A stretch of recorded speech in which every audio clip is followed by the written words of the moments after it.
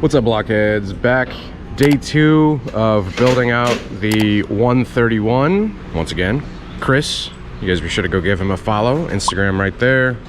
Also linked down in the description below. So yeah, we're up here at Seminole Harley-Davidson continuing with the build of the 131, going from the 114 Milwaukee 8 to the 131 kit. We're pretty much to the point of pistons, cylinders, heads, plugs, all that on, the new stuff on. Throttle body, injectors. Yeah, then we got the throttle body coming up, injectors. We didn't use the adjustable push rods that came with the kit that I got, and then we got air cleaner, and I guess that's pretty much it. And then tune, right? Yep. Yeah. Then we'll be out on the road. Yeah, crazy, man. Not a ton left. The exciting part. Yeah. So yeah, just gonna be filming the rest of this install, and then we're gonna get it out on the road.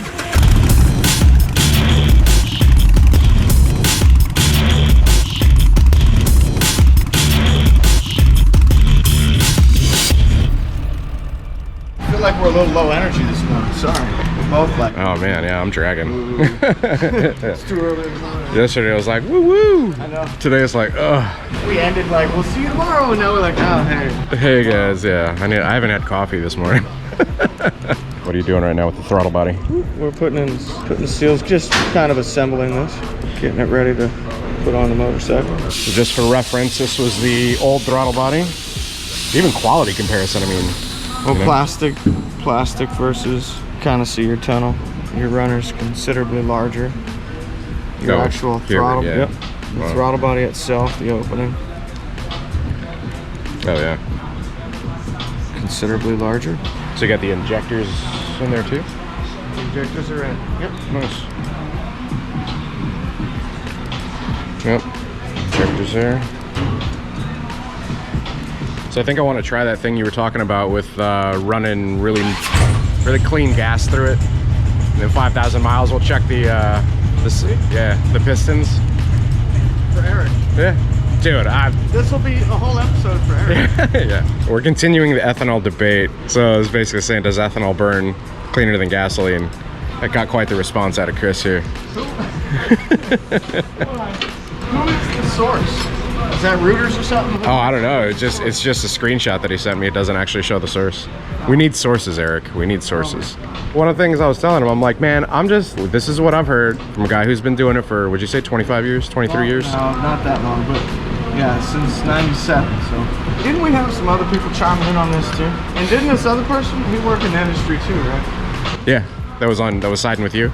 Yeah. And he went and got spark plugs from Just to show. From one of the techs, just to show that, yeah, that's how it looks.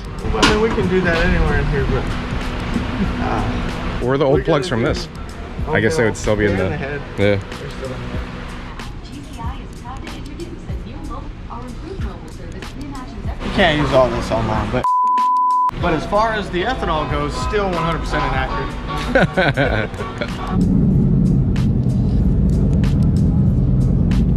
Lower rocker cover. Lost it. Yep. We'll wipe this clean before we're done. What is that? These are your breathers. If you ever wonder what a breather looks like, that's what they look like now. Would you like to touch it? It's like a little plastic housing. Yeah, it's not, yeah, like, what is that? Did you ever see twin cam breathers? No. Dadgummit. Well, maybe if you reference that photo shot here, Right. they can see the difference. These are completely different than a twin cam. So how does the pressure comes from down here, goes through here, and then pushes it out through the breather holes? The air, yes, air pressure Okay. will come into this chamber, outlets here. There's a filter somewhere in the middle of this, and it filters it, and then it comes out through here. And as long as this is filtering properly, you know, you're not getting raw oil coming through, you're getting a fine mist Yeah. that can be reburnt. Okay. At least that's the design. Right, and then that goes back into the intake, into the and throttle body. Back into the throttle body, right back in the combustion chamber, gets burnt and comes out as exhaust. And your thoughts EPA. on EPA. EPA, We yeah. can thank EPA for that. Thoughts on it? Yeah. On the breather? I'm putting the blow by back into the engine. That's a age-old debate. I don't particularly care for that idea. That is also part of what you're seeing on top of this. I mean, there is more to it than just the ethanol. Part of what you see on the top, that oil is somewhat reburnt oil. You know, that oil can come from anywhere. It can come up past the rings a little bit. It can leak through the valve seals a little bit. It's It's not supposed to, but it can. And then it can end up in your combustion chamber, get burnt, and leave deposits on your pistons. But again, the original statement to that was, let's compare pistons that are run on unleaded only versus pistons that are run on unleaded with ethanol. Right. That's the true apples to apples comparison. So until we get to that, we can't even have our full discussion. But we'll get there. All right, so these are the rockers. Rocker arms. Rocker arms, okay. This is the shaft. This piece right here that the bolts go through. It's the rocker arm. You have two feet on these, unlike a twin cam. Twin cam, there's only one valve. This has two. Those of you that have seen a twin cam on the inside, but not a Milwaukee 8, this is definitely a little bit different. What is the purpose of the rocker arms? When the cam rotates, remember yesterday, here's a cam. So as that lobe turns, the lifter that lives in here, which we put in yesterday, that moves up and down, which pushes up and down on this push rod. Okay. As that pushes this up, this rocks. As this pivots, it opens the valve. All right, so these are rocker box covers. And we're on the last stages of going back together. All right. She's looking whole again. Starting to be.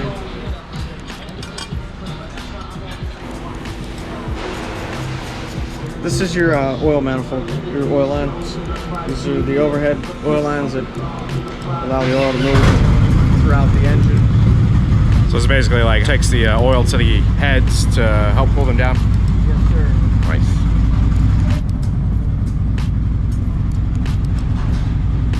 Yep, hitting it, thank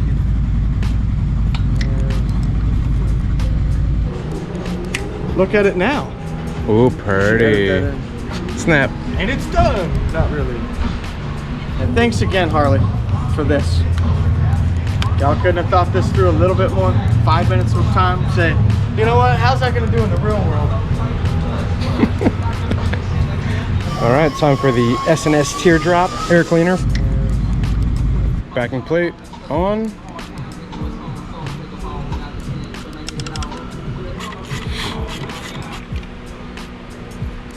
That's a clean look. You like it? Yeah. Well, you picked it. I hope you do. Right? If you don't, all I can say is, oops.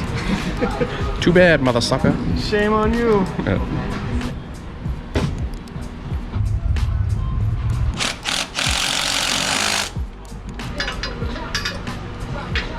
How many people give you shit about your exhaust? Oh, a ton. Oh yeah. When I went to 2-2, the comment section was just saying like, you're killing the performance of a performance bike. And then we put a 131. Now you can let them all know it doesn't matter now, does it? Yeah. I'm sure someone will still say, oh, it'd run better if there's You had a 2-to-1. I plan on doing it 2-to-1. 1/10 of 1 horsepower, you know, 8,000 RPMs. Who gives a shit? Yeah. Y'all hear that? Straight from the mechanic. The master tech. 1/10 of 1 horsepower, 8,000 RPMs. Yep. My friends are like, man, why do you do a 2-to-2? Like, I just like the sound of it. They didn't see what I bought today, but I'm going 2-in-2, and it's got a 2-in-1 on it. Because I want my sound, I want straight pipes. Yeah. Like, I'm that quintessential guy. Like, I just want to make noise. I don't give a shit. Yeah.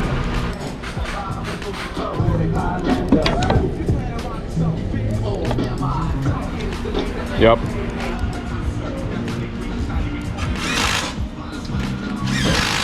So what we were doing just a second ago is we're just rotating the engine. No matter how many times you've done this in your life, there should always be a moment of respect before you fire. A mental checklist. Did I do everything? Did I forget something? Did I follow my steps? What happened? So that was part of what we were doing. So if you want to stick your hand on that again. And we don't have. So the spark plugs are out, opened up. So we're basically just feeling compression yet. Wish we had a gauge on it. That's crazy. Can you explain how much pressure that truly is? Can I like put into like what? Something that Inch foot pounds? someone can understand, because all they saw was nothing. Yeah, my hand and they moving. heard Yeah. I don't know. Like, think of someone that doesn't know what that is. How would you explain that? Ooh, see, I put you up. it's like me pushing you like this hard. They can't feel that. It's like me pushing you guys this hard. I don't know. How would you explain that? If you grew up, when I grew up, and you had those brass nozzles on the hose that look like they're mini firefighter nozzles, that pressure versus the pressure just coming out of the hose. Yeah, it's a good example. Like that. Yeah. Because you could spray that, and if you were a kid, you try to put your hand on it, it's kind of pushes your hand away. Yeah. Very similar. So like I just came up with that. I hope it works. Mini fire hose. Yeah. Nice. If we call it that. So here we have the Screaming Eagle Pro Street Tuner. So we're gonna put a tune on her. We are now interfaced. Does that make sense?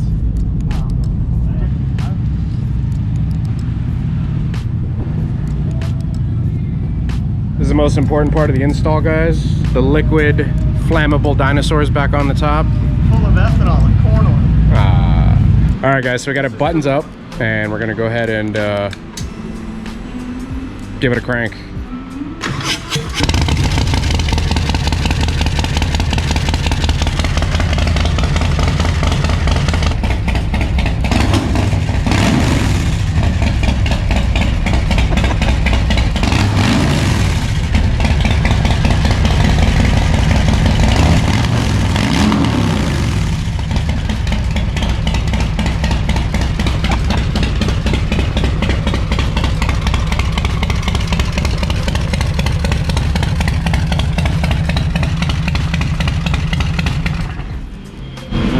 That's all you guys get for now. It's 2-in-1. Yeah. Hey, thanks again, man. Appreciate you. You guys go follow him again. Instagram right there, and link down in the description below. I guess I'll figure out what we're doing after this transition.